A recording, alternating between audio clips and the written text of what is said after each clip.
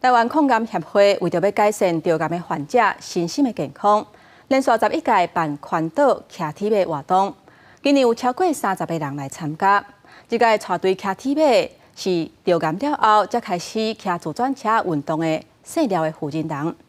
运动了后，因若体力有变较好，而且甲同款着癌的朋友做伙骑车，互相鼓励，伊的心情嘛有真大的转变。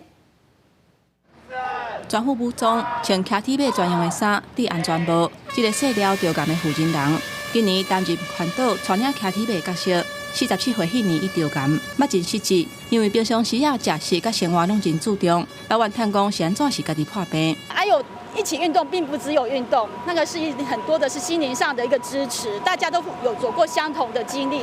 我突然觉得我的身体比以前更好，而且。 阿友们一起做运动呢，你就可以创造出了更多的快乐。手术了后，重新面对生活。刘雪芳发现伊过去较少咧做心系的运动，所以开始骑自转车，甲同款着癌的朋友做伙练习，体力甲心情拢愈来愈好。这届环岛的队伍内底，一个真重要的人物，英国嘛是马拉松运动员吴兴团，伊嘛来分享伊着癌了后，一直咧运动练身体的经验，来鼓励朋友。大肠癌3期。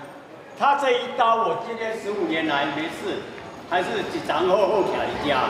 有氧运动的对癌友的这个后续的生活品质哦，甚至身体的抵抗力哦，都会有很显著的提升。医师指出，即马医学愈来愈进步，癌症已经真做慢性病，只要早期发现、早期治疗，手术了后保持运动的习惯，唔来当正常生活，甚至体力会比英国更加好。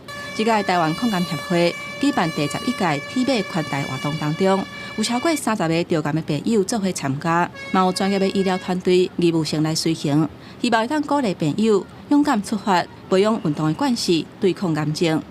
记者综合报道。